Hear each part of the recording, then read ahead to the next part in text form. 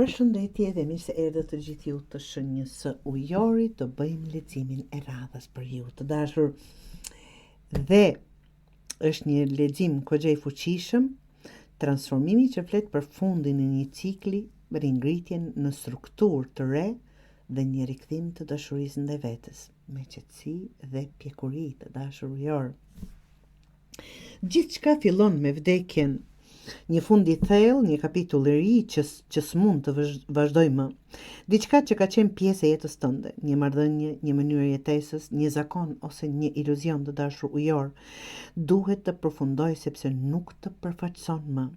Kjo letër nuk është negative, është thirrje për lirimin e diçkaje që po të pengon të rritësh, të vazhdosh.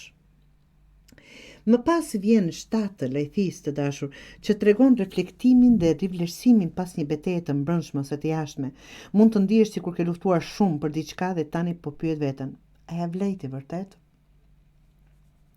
A ja vlejti vërtet? Kjo është një kohë për të ndalur dhe për shikuar realitetin me sy të kthjellët. Dhe pikërisht në këtë pikë del Perëndori, që përfaqëson forcën, strukturën dhe kontrollin e ri që ti po ndërton. Nuk është më koha për të ecur sipas emocioneve të shkuara. Tani je ti që vendos kufit, krijon bazën tënde dhe ndërtimin e jetës tënde mbi themele të forta dhe të ndërgjegjshme. Dhe së fundmi, kalorësi i zemrës, që vjen mbi një breshkë. Ai sjell dashuri të re ose rikthim të butësisë, por ngadalë, nga që është mbi një breshkë. Dhe të dashur ujor,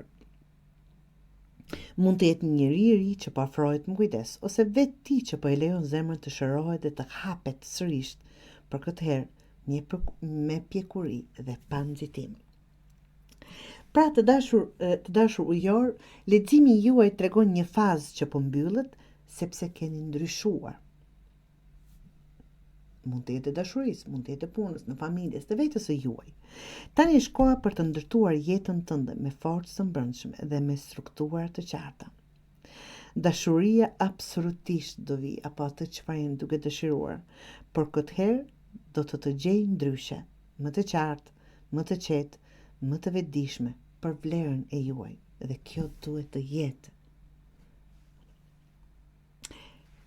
Kur përfundon ajo që nuk je më, nis jeta që ke merituar gjithmonë. Shpeshherë bëjmë jetën e dikujt tjetër, në kuptimin e saj apo siç duan të tjerët. Duke bërë të 100-tat që mos të mbasim personin, duke bërë të 100-tat mos të mbasim atë punë, duke bërë diçka që nuk na përfaqëson.